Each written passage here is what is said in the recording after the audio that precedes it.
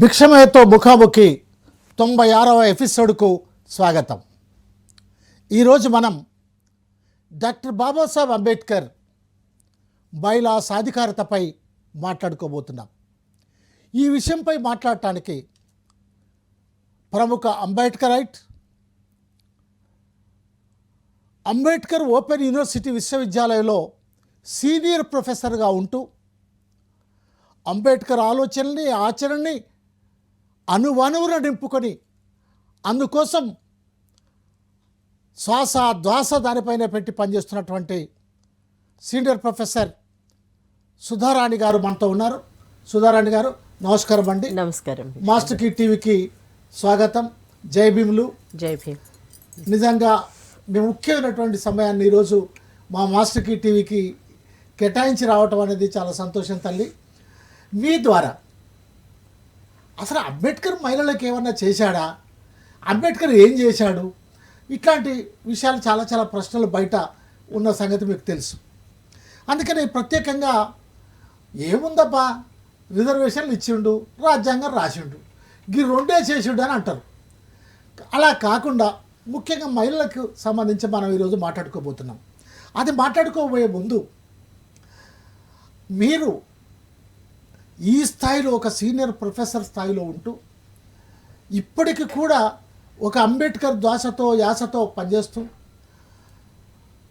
ఈ స్థాయికి మీరు చేరుకోవటానికి ఏమిటి కారణం, మీ కుటుంబ నేపథ్యం ఏమిటి, ఈ స్థాయికి చేరుకోవటంలో మీరు ఏమైనా ఇబ్బందులు కానీ లేక ఆటంకాలు కానీ, ఎందుకంటే ఒక అంబేద్కర్ అయితే సీనియర్ ప్రొఫెసర్ స్థాయికి వచ్చి ఒక దీనికి పొందటం అనేది ఎంతో స్ట్రగుల్ చేస్తే తప్ప అది సాధ్యం కాదు. కాబట్టి అట్లాంటిది మీరేం ఎదుర్కొన్నారు, అట్లాంటి విషయాలు కూడా ముందుగా మనం తెలియజేయండి.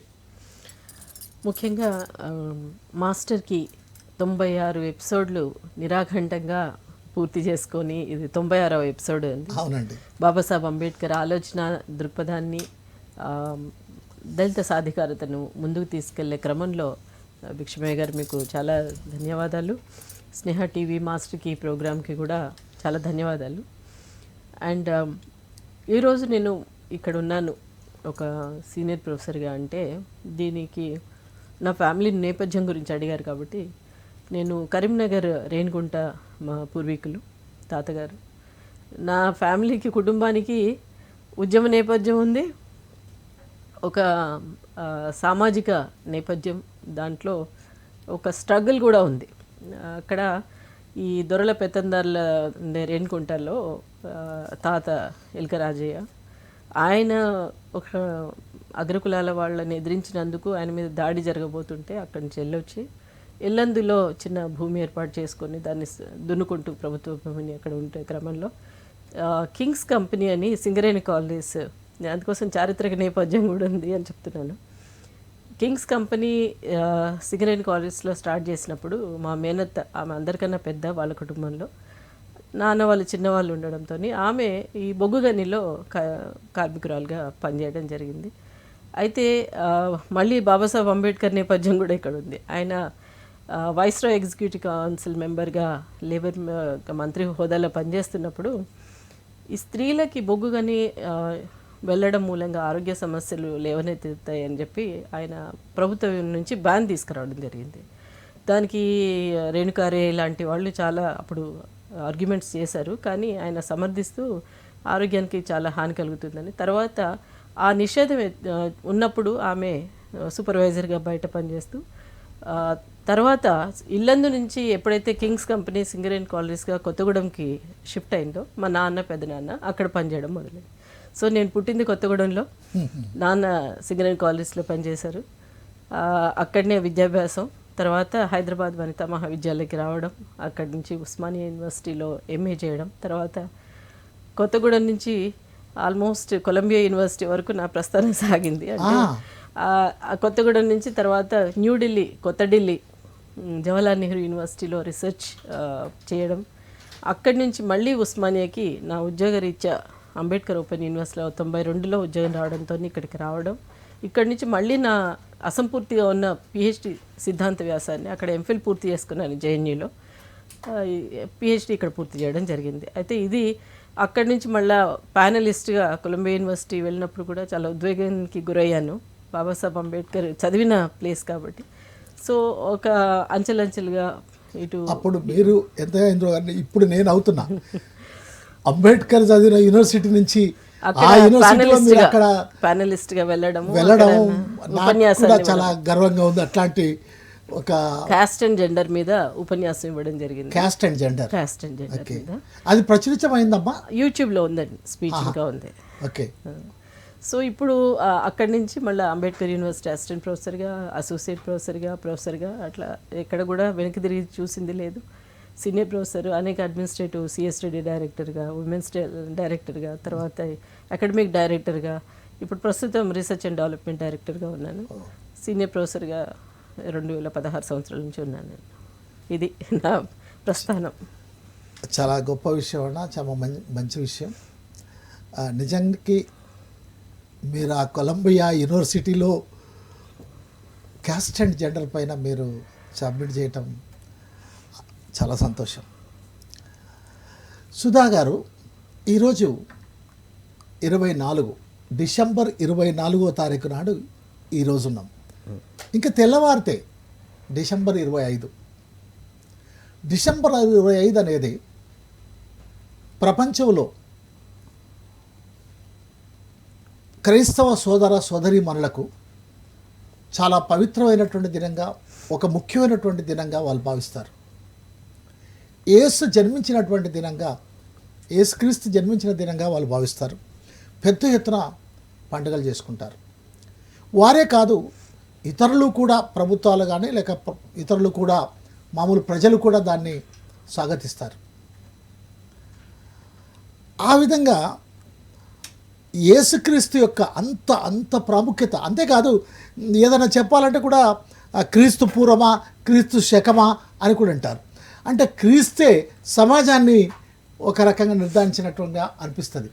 వారి గురించి ఏమైనా చెప్తారా? ముందు ఈ క్రిస్మస్ జరుపుకోబోతున్నటువంటి ప్రజలందరికీ కూడా మీ తరఫున, నా తరఫున, మాస్టర్కి తరఫున క్రిస్మస్ శుభాకాంక్షలు తెలియజేసుకుంటున్నాం. ముఖ్యంగా అందరి క్రైస్తవ సోదరిమణులకి, ప్రపంచవ్యాప్తంగా జరుపుకుంటున్న క్రిస్మస్ జరుపుకుంటున్న వాళ్ళందరికీ కూడా శుభాకాంక్షలు తెలియజేస్తున్నాను. మామూలుగా యేసుక్రీస్తు, జీసస్ క్రైస్ట్ బెత్లెహేమ్లో జన్మించారని చరిత్ర పరంగా మనం చూస్తే అసలు చరిత్రని నిర్దేశించింది ఆయన పుట్టుక, ఆయన ప్రస్థానం. క్రీస్తు పూర్వమని చరిత్ర విద్యార్థిగా నేను ఇప్పుడు మేమందరం ప్రతి సంవత్సరం క్రీస్తు శకం అని ఇట్లా చెప్పుకునే క్రమంలో ఆయన ఒక పాత్ర ఏంటి, చారిత్ర పరంగా చూస్తే, మతపరంగా కాకుండా చారిత్రక పరంగా చూస్తే అంటే అప్పుడున్న సమాజంలో చాలా ఒక పీడన ఉండేది. అక్కడ రాజరిక వ్యవస్థలో, పరిపాలనలో ప్రజలు అనేక మంది, ముఖ్యంగా అణగారిన వర్గాల ప్రజలు పీడనకు గురయ్యేవాళ్ళు. ఆ క్రమంలో తను జన్మనెత్తిన తర్వాత, పుట్టిన తర్వాత, ఆ పుట్టుకకు సింబాల్స్ కూడా మనం ఇక్కడ అర్థం చేసుకోవాలి. అది షెపర్డ్గా వాళ్ళ కులంలో జన్మించడం అంటే ఒక గొల్లవారు వారి కుటుంబంలో. మేంజర్, ఆయన పుట్టింది కూడా ఒక రాజప్రసాదంలో కాదు, లేకపోతే రాజరిక వ్యవస్థలో కాదు, లేకపోతే ఒక రాజుకు కాదు. కానీ ఆయన పుట్టిన మేంజర్ అని ఏదైతే పశువుల కొట్టం ఏదైతే ఉందో, అతి సామాన్యమైన పశువుల కొట్టము, పేదరికంలో ఉన్న కుటుంబానికి జన్మించడం మరియకి. ఇవన్నీ మనము చూస్తే ఒక సింబాలిక్గా ఏమనిపిస్తుందంటే, he has chosen the life of a downtrodden person, marginalize కమ్యూనిటీలో పుట్టడం మూలంగా ప్రపంచానికి ఒక సందేశాన్ని అందించారు ఆయన. ఏంటంటే ఇక్కడ ఎక్కడైతే హక్కుల కోసం అవసరం ఉంటుందో అక్కడ ఆయన జన్మ, ఆ తర్వాత వాళ్ళ కోసం కృషి చేయడం. అండ్ ఏ వెపన్స్ ఆయన తీసుకోలేదు, ఆయుధాలు ఏమీ లేవు. ఆయన లో ఉంది కరుణ, సమత. సో సమసమాజ స్థాపన కోసం ఆయన వంతు కృషి చేశారు. నిరంకుశ వ్యవస్థకి కూడా ఎదిరించారు. Sacrifice, finally he proved the world that you can win over the world through sacrifice. So ఇలాంటి ఒక మంచి సందేశాన్ని ఇచ్చిన ఈ జీసస్ క్రైస్ట్ జన్మదినం జరుపుకోపోయే అందరికీ మరొకసారి శుభాకాంక్షలు తెలియజేస్తున్నాను. చాలా సంతోషము. సో యేసుక్రీస్తు కూడా మీరు చెప్పినట్టుగా సమాజంలో అట్టడుగునున్నటువంటి వాళ్ళ కుటుంబంలో లేక అట్టడుగు ఉన్న వాళ్ళ కోసం పనిచేసి త్యాగం చేయటం అనేది గొప్ప విషయం. అదేవిధంగా డిసెంబర్ 25 ప్రపంచ ప్రజలకు ఆ విధంగా అది ప్రాముఖ్యత కలిగిందైతే భారతదేశ ప్రజలకు మరో రకంగా ప్రాముఖ్యత కలిగినటువంటి దినం ఏమిటి? భారతదేశంలో కూడా ఆ అట్టడుగు ప్రజలు, అంటరాని వారుగా పిలువబడేవాళ్ళు, అస్పృశ్యులుగా పిలువబడేవాళ్ళు, రకరకాల వేదనలకు బాధలకు గురి చేయబడినటువంటి ఏమి కారణం అని డాక్టర్ బాబాసాహెబ్ అంబేద్కర్ ఆలోచించి అందుకు కారణం ఇగో ఈ మనుస్మృతి అని వాళ్ళు చెప్తున్నారు, మన ధర్మం అని చెప్తున్నారు, అది అధర్మము మన ధర్మం కాదు, మేము మనుషులము అని చెప్పి మమ్మల్ని ఈ విధంగా చూడటానికి ఇది కారణమని 1927 డిసెంబర్ 25న మనుదాన స్మృతిని దహనం చేశాడు. ఆ విధంగా భారతదేశంలో ఉన్నటువంటి అట్టడుగు వర్గ ప్రజలకు కూడా అది చాలా ప్రాముఖ్యమైనటువంటి దినం. మరి ఈ ప్రాముఖ్యతను కూడా మీరు వివరించండి. తప్పకుండా భీష్మయ్య గారు. ఏంటంటే ఇది నిజానికి క్రిస్మస్కి సంబంధించిన విషయం కాదు. ఆ రోజు మహద్ పోరాటంలో భాగంగా 1927 డిసెంబర్ 25న బాబాసాహెబ్ అంబేద్కర్ మహద్ ఎక్కడైతే దళితులకి చట్టం అంగీకరించిన మహద్ చెరువులో నీళ్లు తీసుకోవడానికి వీల్లేదని పెట్టిన సమాజపు ఆంక్షల్ని ధిక్కరించడానికి ఆయన ఈ సత్యాగ్రహాన్ని పూనుకున్నాడు. దాంట్లో విశేషం ఏంటంటే వందల వేల సంఖ్యలో స్త్రీలు కూడా పార్టిసిపేట్ చేశారు. ఆనాడు 27లో అది చరిత్రలో ఎక్కువగా దాన్ని ప్రస్తావించబడలేదు.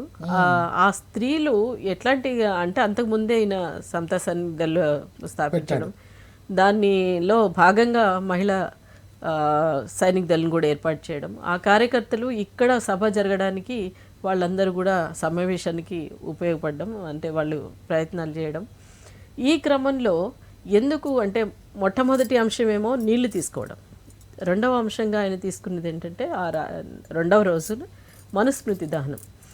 అప్పటికే ఆయన చాలా అంటే ఇటు కొలంబియా కానీ లేకపోతే అమెరికా మిగతా విశ్వవిద్యాలయాలు కానీ లేకపోతే యూకేలో కానీ ఆయన అనేక పట్టాలు సాధించుకున్నారు, పొందారు. ఆ క్రమంలో ఒక అంటే మానవతావాదం, ఉదారవాదం, జాన్ డ్యూయి లాంటి గొప్ప పండితుల చేత ఆయన ఆకర్షితుడయ్యాడు. దాంట్లో వ్యక్తి స్వేచ్ఛకి ఆయన ప్రధాన పాత్ర ఇచ్చాడు. ఈ వ్యక్తి స్వేచ్ఛకి భంగం కలిగించే ఈ స్మృతులు, శృతులు, ఈ పురాణాలు, ఈ పుకిటి పురాణాలు ఏవైతే ఉన్నాయో అది దేశ సమాజాన్ని శాసించాయి. హిందూ సమాజ వ్యవస్థలో కుల వ్యవస్థ ప్రధానంగా ఉంది. కుల వ్యవస్థలో వివాహ వ్యవస్థ ఉంది. ఆ వివాహ వ్యవస్థలో స్త్రీలు చాలా ఒక అట్టడుగు వర్గంలో ఉండేలాగా చూడబడమైంది. మనువునే ఎందుకు మనుస్మృతినే ఎందుకు అంటే ఇటు శూద్రులు కానీ స్త్రీలు కానీ అంటే బాబాసాహెబ్ అంబేద్కర్ విశ్లేషణలో మనం ఒక ప్రధానమైన అంశం ఏంటంటే స్త్రీలని శూద్రుల్ని ఆయన ఒకే దాటి కింద చూశారనమాట. ఎందుకంటే శూద్రులు ఈ నిచ్చెన మెట్ల కుల వ్యవస్థలో ఏ విధంగా అణగార్చబడ్డారో అదే విధంగా శూద్రుల లాగానే స్త్రీలు కూడా అనేక వివక్షకు, అసమానతకి గురయ్యారు. ఇప్పుడు భాగవతం కానీ కొన్ని శ్లోకాలు మనం చూస్తే కనుక స్త్రీలు ఎప్పుడు కూడా నమ్మరాదు, మనుస్మృతి ముఖ్యంగా 10 మండలాల వరకు ఆయన కాల్చింది పుస్తకం పూర్తిగా కాదు, ఏదైతే శూద్రులకి స్త్రీలకి చాలా అవమానకరంగా ఉన్నాయో వాటిని మాత్రమే కాల్చడమైంది. 10 మండలాల్లో ఏమున్నాయంటే స్త్రీలు ఒక వస్తువుతో సమానం, అంటే వారికి ఒక స్వేచ్ఛ ఉండవద్దు, ఆస్తి హక్కు ఉండకూడదు, భర్తకి అనుసరంగా ఉండాలి, ఇవన్నీ కూడా అనేక అసమానతలు చెప్పారు. కాబట్టి ఆయన చేత్తో కాల్చలేదు. ఆయన మిత్రుడైన సహస్రబుద్ధే, ఆయన ఆశయాలకు అనుగుణంగా ఆయనతో కలిసి భాగస్వామ్యం పంచుకున్న సహస్రబుద్ధే అనే మిత్రుడితో ఆ ప్రతుల్ని కాల్చడం జరిగింది. అప్పుడు స్త్రీలే ప్రతిపాదించారు ఆ రిజల్యూషన్ మనుస్మృతి కాల్చడానికి. దాని నుంచి అది ఆచరణలో పెట్టడం జరిగింది అన్నమాట. ఇప్పుడు మీరు ఇంతకుముందు మహచ్చరు పోరాటం యొక్క కొనసాగింపులో భాగంగా జరిగిందని చెప్పారు. అసలు ఆ మహచ్చరు పోరాటం ఎందుకు జరిగిందమ్మా? మహచ్చరువు ఇప్పుడే ఇంతకుముందు చెప్పుకున్నాము. ఇప్పుడు ప్రభుత్వం, బ్రిటిష్ ప్రభుత్వం వనరులన్నిటినీ అంటే గ్రామాల్లో ఉన్న వనరులు కానీ, నీటి వసతి కానీ అవి అందరికీ, అన్ని వర్గాల వారికి సమానంగా వాటిని అనుభవించే హక్కు ఉందని తీర్మానం చేసింది. కానీ ఆ చట్టాన్ని కూడా గౌరవించని ఒక దుర్వ్యవస్థ సమాజంలో ఉండే ఆ రోజు. అయితే బాబాసాహెబ్ అంబేద్కర్ ఎందుకన్నాడంటే హీ హాస్ చోజన్ వాటర్, నీళ్ళు మానవ అవసరాలకి చాలా అత్యంత ప్రాథమిక అవసరము నీళ్ళది. సో దీని మీద దాన్ని ముట్టుకోవడానికి మహచెరువులో ఈ అగ్రకులాల వాళ్ళు, పెత్తందారులు వాళ్ళు ఏం చేస్తారంటే అంటరాని వాళ్ళు దూరంగా ఉండాలి ఊరికి, వారికి హక్కులు ఉండరాదు, ఈ చెరువు అనేది వాళ్ళు ముట్టుకుంటే మైల పడిపోతుంది అనే ఒక దాన్ని ఆయన ఏంటంటే వాళ్ళ అగ్రకుల అహంకారాన్ని ఆయన ఫస్ట్ చేద్దాం. టీచరు, ప్రొఫెసర్, సీనియర్ ప్రొఫెసర్ అప్పుడు కాదు, 1927 సంగతి కాదు. ఇగో దళితులు అన్నం వండితే మేము మధ్యాహ్నం భోజనం తినాం, దళితులు మంచినీళ్ళు కుండల తెచ్చి పెడితే మేము తినాం. ఇప్పటికి కూడా ఉంది కుల వ్యవస్థ, ఇప్పటికీ ఉంది కదా. కుల వ్యవస్థ ఉన్నంత కాలం సో ఆనాడు చట్టం చేస్తే అమలు చేయకపోవటం కాదు. ఇప్పుడు మనకి రాజ్యాంగం ఇచ్చినా గానీ హక్కుల్ని ఈ అంటరానితనం ఉంది. మన నగరానికి కూతవేటి దూరంలో కొన్ని ప్రాంతాల్లో వెళ్తే కనుక ఇంకా ఆలయ ప్రవేశం లేదు, దళితులకి ఆలయ ప్రవేశం లేదు, అర్చకులుగా ఎప్పుడు ఆలయ ప్రవేశం లేదు, అసలు చాలా విషయాలు లేవు. 2 గ్లాసుల విధానం, నీళ్లు తాగేటప్పుడు చిన్న చిన్న హోటల్స్లలో, పల్లెటూర్లలో ఇట్లా మనం ఇవన్నీ చెప్పుకుంటూ పోతే అంటే ఒకటి సమాజంలో కులం అనేది బాబాసాహెబ్ అంబేద్కర్ అంటాడు అది ఒక ఎంత పటిష్టంగా ఈ మను వ్యవస్థ ఎందుకు దాన్ని తయారు చేసిందో అంటే వాళ్ళ ప్రయోజనాల్ని కాపాడుకోవడానికి మాత్రమే అని చెప్పాడు. ఇప్పుడు మనుస్మృతిలో స్త్రీల గురించి ఆ విధంగా ఉంది, సమాజంలో ఆ విధంగా ఉంది కదా. దీనిపైన డాక్టర్ బాబాసాహెబ్ అంబేద్కర్ స్త్రీల వెనకబాటుకు ఏమి కారణం అని విశ్లేషించారు? స్త్రీల వెనుకబాటుకి బాబాసాహెబ్ అంబేద్కర్ నిజానికి ఏదో ఉద్యమంలో తర్వాత కాలంలో స్త్రీల గురించి నింపాదిగా ఆలోచించాడని అనుకుంటారు చాలామంది. కానీ అసలు తను ఉద్యమ దశలో ఉన్నప్పుడు, అంటే విద్యార్థి దశలో ఉన్నప్పటి నుంచే స్త్రీల సమస్య పట్ల ఆయన చాలా ఆలోచించేవాడు. నేను ఇంతకుముందే చెప్పాను, విద్యార్థి దశలో ఉన్నప్పుడే చదవడానికి వెళ్ళి మొదటిసారి నిజంగా మేము అంటే చాలా విషయాలు అంటే ఆయన ఇంకా ఆయన ఉద్యమ ప్రస్థానం మొదలు పెట్టలే. కానీ అంతకన్నా ముందే తన బాపురావు అని అత్యంత సన్నిహితుడైన మిత్రుడికి ఒక లేఖ రాస్తూ, అది ఫస్ట్ ఎవిడెన్స్గా నేను చూస్తాను. ఆ లేఖలో స్త్రీల విద్య అనేది అక్కడ అమెరికాలో ఉన్న సమాజాన్ని ఆయన ఆకలింపు చేసుకొని భారతదేశంలో ఉన్న స్త్రీల దుస్థితిని గమనించుకొని ఆయన ఒక లెటర్లో రాస్తాడు, ఇది స్త్రీలకు మనం చాలా అన్యాయం చేస్తున్నాము, విద్య గురించి చాలా అవసరము, స్త్రీలు కూడా ముందుకు రావాలి, భాగస్వాములుగా ఉండాలి అని ఒక లెటర్. 1919లో the caste in India, the genesis and mechanism అని విద్యార్థిగా ఉన్నప్పుడే ఆంథ్రోపాలజీ కాన్ఫరెన్స్కి ఒక పత్రాన్ని, ఒక రీసెర్చ్ పత్రాన్ని సమర్పిస్తారు. దాంట్లో నేను ఎందుకు దాని గురించి ప్రధానంగా ఒక 2 నిమిషాలు మాట్లాడతాను. ఎందుకంటే ఈ భారతదేశంలో సంఘ సంస్కరణ ఉద్యమంలో రాజా రామ్మోహన్ రాయ్ కానీ ఇంకా అనేక మంది 19వ శతాబ్దంలో వాళ్ళు ఉద్యమించారు అని చెప్తారు. కానీ ఏ సంఘ సంస్కర్తలు కూడా ఆ రోజు ఉన్న ఆ సతీ కానీ, ఆ నిర్బంధ వైధవ్యం కానీ, లేకపోతే బాల్య వివాహాలను కానీ వాటికి వ్యతిరేకంగా చేయాలని చూశారు, కానీ వాటి మూలాలు ఎక్కడున్నాయని చూడలేదు ఎవరు. ఆ దురవ్యవస్థలు ఏదైతే ఒక దుర్మార్గమైన విధానాలు, సోషల్ ఈవిల్స్ అంటారు, సాంఘిక దురాచారాలు, అవి స్త్రీల పట్ల ఎందుకు వచ్చినాయి, అసలు ఈ సమాజంలో ఎందుకు అవి ఒక భాగంగా అయిపోయినాయి అనే విషయంలో బాబాసాహెబ్ అంబేద్కర్ ఒక లోతైన అధ్యయనం, cost in India, the genesis and mechanism, అది ఏ సంవత్సరం? 1919లో. అంటే అప్పుడే ఆ థీసిస్‌లో స్త్రీల గురించి మూల కారణం ఏంటని, పితృస్వామ్య మూలాలు ఎక్కడున్నాయి అనేది అప్పటి వరకు ఎవరు ఏ సంస్కర్త కూడా పనిచేయలేదు. ఈయన పరిశోధించి ఆ పరిశోధనల భాగంగా ఆయన ఒక ఊహాజనిత సమాజం గురించి ఎగ్జాంపుల్గా తీసుకున్నాడు. 50% స్త్రీలు ఉన్నారు, 50% పురుషులు ఉన్నారు. నేను ఇంకా పూర్తి డీటెయిల్స్ చెప్పను, కానీ స్థూలంగా చెప్తాను. ఆ 50% మందిలో వివాహ వ్యవస్థకి వచ్చిన వాళ్ళు మాత్రమే, చిన్నపిల్లలు అవి దాంట్లో తీసేస్తారు. అయితే ఒక భర్త చనిపోతాడు, ఆ స్త్రీ ఎక్సెస్ అవుతుంది, 50 ఉంటే ఈమె 51 అవుతుంది, వాళ్ళు 49 అవుతారు. ఈమెను ఏం చేయాలి, నిష్పత్తి సమానంగా ఉండాలి కదా మ్యారేజబుల్ ఏజ్ వాళ్ళని. కాబట్టి ఫస్ట్ ఆ భర్త చితి మీద ఆమెను కాల్చడం, ఆ సతీ ఆచారం అట్లా వచ్చిందంటాడు. లేదు, ఆమె చంపడం అనేది ఒక కొంత అమానుషంగా అనిపించితే ఆమెను ఏం చేయాలి, నిర్బంధ వైధవ్యానికి గురి చేయాలి. తల గొరిగించి తెల్ల బట్టలు కట్టి డిస్ఫిగర్ చేసి మూల కూర్చోబెట్టి ఆమెకి ఏ కోరికలు ఏమీ లేకుండా అన్నం కూడా అన్నీ కూడా ఆమెకి చాలా తక్కువ ఇస్తూ ఆమెని బ్రతకడానికి కూడా అంత వీళ్ళేం చేయాలి. ఈ 2 దురాచారాలు ఇది అంటే ఒకే కులంలో వివాహాలు చేయడం ఎండోగేమి అంటాం. దానికి పెద్ద థియరీ ఉంది. అంటే బ్రీఫ్గా చెప్పాలంటే ఈ ఎండోగామి బ్రాహ్మణుల పెళ్లి చేసుకోవాలి, క్షత్రియుల పెళ్లి చేసుకోవాలి. విలోమ మ్యారేజ్ కింది వరకు వెళ్ళడానికి వీల్లేదు. పురుషుడు చేసుకోవచ్చు, కానీ స్త్రీలు అగ్రకులంలో ఉన్న స్త్రీలు తక్కువ కులంలో పురుషుని చేసుకోవడానికి లేదు. ఇప్పుడే ఆనర్ కిల్లింగ్ అనేది ఈ మధ్యకాలంలో కూడా చూస్తున్నాం కదా, అక్కడి నుంచి వచ్చిన దురాచారం అనమాట.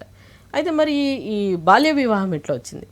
సపోజ్ ఇది రివర్స్ అయింది, పురుషుడు చనిపోలేదు, ఇప్పుడు స్త్రీ చనిపోయింది, పురుషుడు ఎక్సెస్ ఉన్నాడు, 51 ఉన్నాడు. అప్పుడు ఆయన విశ్లేషణ ఆధారంగా తీసుకుంటారు.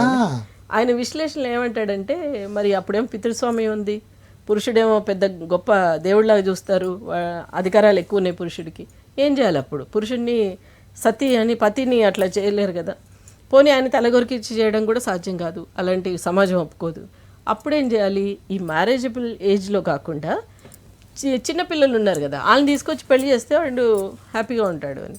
సో ఇట్లా అంబేద్కర్ ఏమంటారంటే, పితృస్వామ్య మూలాలు కుల వ్యవస్థలో ఉన్నాయి, వివాహ వ్యవస్థలో ఉన్నాయి. వివాహం ఎక్కడుంది? వ్యవస్థ కుల వ్యవస్థలో ఉంది. సో కులాన్ని కాపాడుకోవడానికి, ఈ ప్యూరిటీ ఆఫ్ బ్లడ్ అంటారు కదా, బ్రాహ్మణ వర్గాన్ని కాపాడుకోవడానికి వర్ణ సంకరం చేయకుండా స్త్రీల మీద ఆధిపత్యం పెట్టడం మూలంగా కులం కంటిన్యూ అయింది అని అంటారు. అంటే స్త్రీల ద్వారా women are the gateways of caste system అని అంబేద్కర్ అన్న దాంట్లో అర్థం ఏంటంటే, స్త్రీల ద్వారా కులం కొనసాగింది. కులాన్ని మీరు మట్టుబెట్టితే స్త్రీల యొక్క వివక్ష కూడా అంతమవుతుంది అన్న ప్రతిపాదనని 1919లోనే చేశారు అంబేద్కర్. అది తెలుగులో ఏమని వచ్చింది? కులం పుట్టుక దాని పర్యవసానాలు అని, అభివృద్ధి, కులం పుట్టుక దాని అభివృద్ధి. దాంట్లో ఇది ఈ మొత్తం చాలా ఈ మొత్తం వ్యాసం అంతా కూడా ఇది ఆయన రీసెర్చ్ చేసి కేట్కర్, నెస్ఫీల్డ్ లాంటి గొప్ప గొప్ప పండితుల్ని ఆయన చదివి వాటి సారాంశంతో కులాన్ని ఆయన నిర్వచించి, కులం ద్వారా ఎట్లా స్త్రీలు ఈ విధంగా వివక్షకు గురైనారో చెప్పారు. స్త్రీల ఎడల అంత కాన్సెప్ట్ కలిగి, అంత గౌరవం కలిగి, ప్రేమ కలిగి, అభిమానం కలిగినటువంటి అంబేద్కర్ గారు మహచ్చరు పోరాటంలో కానీ లేక దేవాలయాల ప్రవేశంలో కానీ స్త్రీలను ఏమైనా భాగస్వామ్యం చేశారా? తప్పకుండా. ఇప్పుడు నేను ఇంతకుముందే చెప్పాను, మహత్లో ఎంతోమంది స్త్రీలు పాల్గొన్నారు. అయితే ఆయనని మొట్టమొదటి నుంచి స్త్రీల యొక్క ఆర్గనైజేషన్ పట్ల బాబాసాహెబ్ అంబేద్కర్కి చాలా ప్రగాఢమైన విశ్వాసం ఉండేది. ఆయన మొట్టమొదటే చెప్పేవాడు అనమాట, ఏ ఉద్యమమైనా ముందుకెళ్ళాలంటే స్త్రీల భాగస్వామ్యం లేనిదే ముందుకెళ్ళలేదు.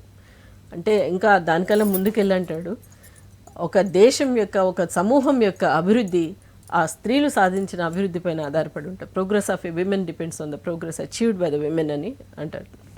సో అలాంటి కమ్యూనిటీలో భాగంగా ఆయన ఒకటే అంటాడు, స్త్రీలు వెనక కాదు రావడానికి. ఫస్ట్ 2 విషయాలు స్త్రీలకి అంబేద్కర్ ప్రబోధించాడు. ఒకటి స్వాభిమానం, స్వావలంబన. అభిమానం, స్వాభిమానం, సెల్ఫ్ రెస్పెక్ట్. మహద్లో ఆయన ఒక స్పీచ్, విమెన్ కాన్ఫరెన్స్ స్త్రీలకే ఉద్దేశించి ఒక సభ ఏర్పాటు చేసి వాళ్ళ వేషభాషల్ని మార్చుకోమని, వాళ్ళు చాలా ఇండిపెండెంట్గా ఉండాలని, ధైర్యంగా ముందుకెళ్ళాలని చెప్తాడు. మీరు ఎందుకు ఇంత దుస్థితితో ఉన్నారు? మోకాళ్ళపైకి చీరలు, పూసల దండలు ఇవి దాస్యాన్ని చూపెడతాయి, వాటిని తెంచేయండి, మీరు ముందుకు రండి అని చెప్పేసి వాళ్ళలో ఒక ధైర్యాన్ని నూరిపోస్తాడు. ఆ తర్వాత ముఖ్యంగా దళిత స్త్రీలు ఎక్కువ వచ్చారు కాబట్టి, ఆ తర్వాత ఇంకా ఆయన ముందుకెళ్లే క్రమంలో కాలారాయం ఆలయ ప్రవేశం, అంటే మహద్లో మనుస్మృతి దహనం అనేది ఒక పెద్ద ప్రశ్న. ఆయన ఒకటే అంటాడు, మీరేం అచీవ్ చేశారు మనుస్మృతి కాల్చి అని ఒక విలేకరు అడిగితే ఆయన అంటాడనమాట, దండిలో ఉప్పు తీసి గాంధీ ఏం అచీవ్ చేశాడు, మార్టిన్ లూథర్ కింగ్ ఆయన ప్రొటెస్ట్ చేసి ఏం అచీవ్ చేశాడు, ఇవన్నీ నేను ఒక సింబాలిక్గా బుక్ తగలబెడితే వ్యవస్థ మారుతుందని నేను అనుకోవట్లేదు, కానీ ప్రశ్నించడం అనేది నేను ప్రజలకు నేర్పుతున్నాను అంటాడు. ఇక్కడ వ్యవస్థని మిగతా వాళ్ళు కూడా, బ్రాహ్మణులు కూడా ఆలోచించాలని బ్రాహ్మణ చేతనే ఆయన కాల్ చేయడం జరుగుతుంది. ఇంకా ఉద్యోగాలు మీరు తీసుకోండి, కాలారాం ఆలయ ప్రవేశం వెరీ షార్ట్ ఉద్యమం, ఆలయ ప్రవేశానికి అంత ప్రాధాన్యత ఇవ్వలేదు, కానీ దాంట్లో కూడా స్త్రీలు ముందుండి పార్టిసిపేట్ చేశారు. తర్వాత కార్మిక ఉద్యమాల్లో కానీ, పీపుల్స్ ఎడ్యుకేషన్ ట్రస్ట్ కానీ, మహిళా సమతా సైనిక్ దళ్ స్త్రీల విభాగంలో కానీ, షెడ్యూల్ క్యాస్ట్ ఫెడరేషన్ మహిళా విభాగం కానీ చాలా పవర్ఫుల్గా పనిచేసింది 1942లో. ఆయన తర్వాత దానికన్నా ముందు పూనా ఒప్పందము చాలామందికి నచ్చలేదు. స్త్రీలు పెద్ద ఎత్తున సత్యాగ్రహాల కోసం ముందుకు వచ్చారు, విమెనే నడిపారు anti Poona pact satyagrahas. So ఇట్లా తర్వాత లాస్ట్లీ ధమ్మదీక్ష, దాని గురించి తర్వాత చెప్పుకుందాం. సో వీటన్నిటిలో కూడా ఒకటి, తను ఎక్కడైతే ఉద్యమాలు మొదలు పెట్టారో బిగినింగ్ నుంచి టిల్ ద చర్మాంకం వరకు కూడా స్త్రీల భాగస్వామ్యం అని ఖచ్చితంగా చెప్పాడు. సభకి వెళ్తే మాత్రము బొజ్జతారకం గారు ఒకసారి ఒక సభలో చెప్పారు, ఏ సభన్నా ఏర్పాటు చేయాలంటే ఆ నిర్వాహకులకి దడ పుట్టేదంట. ఎందుకంటే సగం స్త్రీలు లేకపోతే బాబాసాహెబ్ అంబేద్కర్ లేచి వెళ్ళిపోయేవాడంట. స్త్రీలు లేకుండా మీటింగ్ ఎట్లా కండక్ట్ చేస్తారని. సో ఆ భయం నిర్వాహకుల్లో ఉండేది. సో అట్లా తను విధిగా స్త్రీల భాగస్వామ్యాన్ని ఆశించడం, ఆ భాగస్వామ్యం అంటే పార్టిసిపేషన్ ఒక్కటే కాదు, సాధికారత, స్వాభిమానం గురించి ఇంతకుముందు చెప్పాను. సాధికారత ఎట్లా వస్తుంది అని ఒకటే అంటాడు, మీ హక్కుల్ని తెలుసుకోవడంలో వస్తుంది. ఇటు అన్ని రకాల స్త్రీలని ఆయన ఉద్దేశించారండి. భూతే, పత్రాజీ, జోగిత, ఈ జోగిని స్త్రీలను ఉద్దేశించి కూడా సభలు చేశాడు బాంబేలో థాకర్సే హాల్లో. అప్పుడు కూడా 30లలో వాళ్ళు అప్పుడు నేను హిందూగా పుట్టాను కానీ హిందూగా మరణించిన డిక్లరేషన్ని స్త్రీలు వచ్చి అంటారు, బాబాసాహెబ్ మరి మమ్మల్ని ఏ మతంలోకి తీసుకెళ్తారు మీరు అంటే, ఆయన ఒకటి మిమ్మల్ని మతం మార్చుకొని నేను చెప్పట్లేదు, కానీ మీ గౌరవాన్ని పెంపొందించుకోవాలండి, విద్య నేర్చుకోండి, విద్య ద్వారా అభివృద్ధి సాధించండి, ఇలాంటి ఏదైతే ఉందో ఈ ప్రొఫెషన్ని మీరు వదిలిపెట్టి గౌరవంగా బతకండి అంటాడు. అంటే ఆయన సృజించని అంశం లేదండి.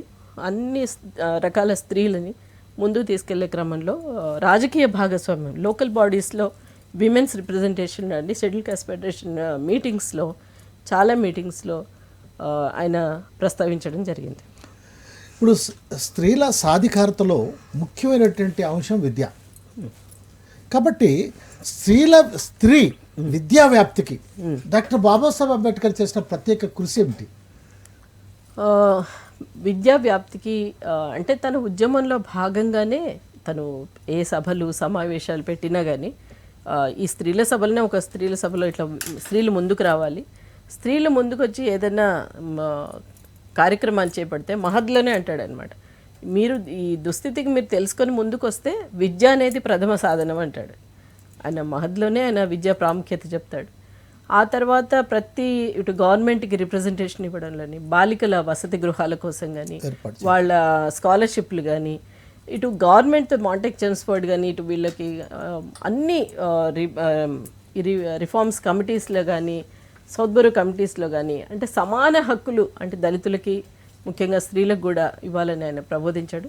కాకపోతే ఆయనకు చిన్న ఆలోచన ఏముండేదంటే, ఫిలాసఫర్స్ అండ్ వెస్టర్న్ థాట్స్ కన్నా విమెన్కి వాళ్ళ వైజ్ఞానిక పెంపుదలకి సరిపడే విద్య కావాలి అని ఆకర్షించాడు. దానికి రకంగానే కృషి చేశాడు.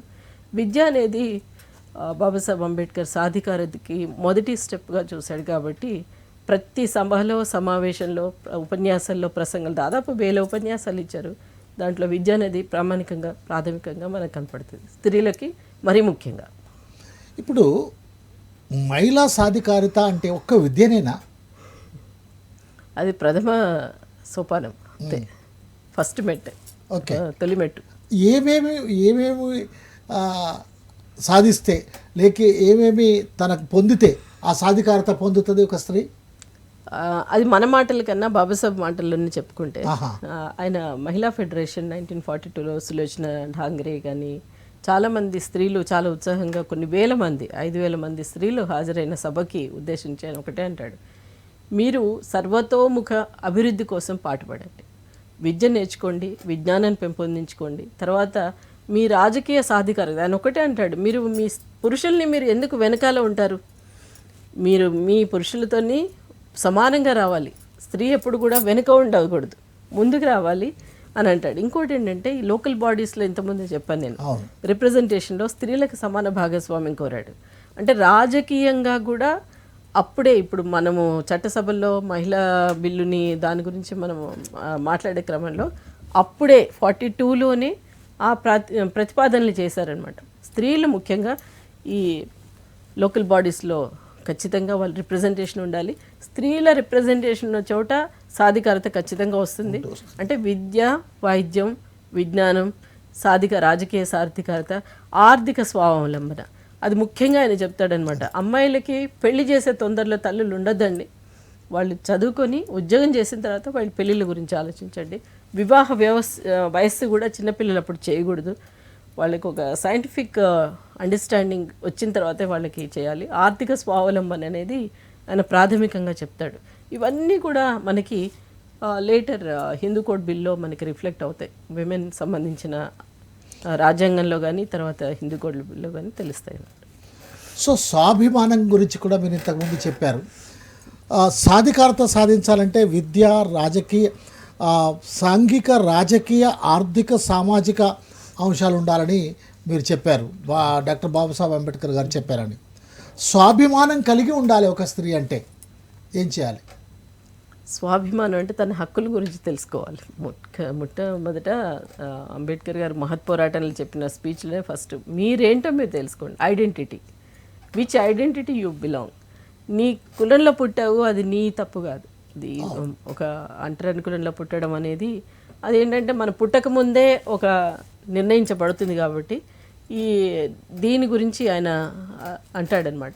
ఫస్ట్ మన హక్కుల్ని గురించి అవగాహన పెంపొందించుకోవడమే.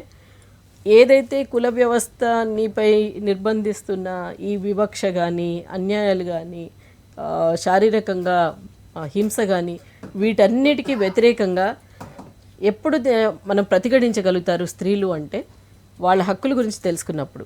అప్పుడు స్వావలంబన అంటే స్వాభిమానం అనేది ప్రతి self respect is a core value. Ambedkar స్త్రీలకు ఉద్దేశించి మాట్లాడింది.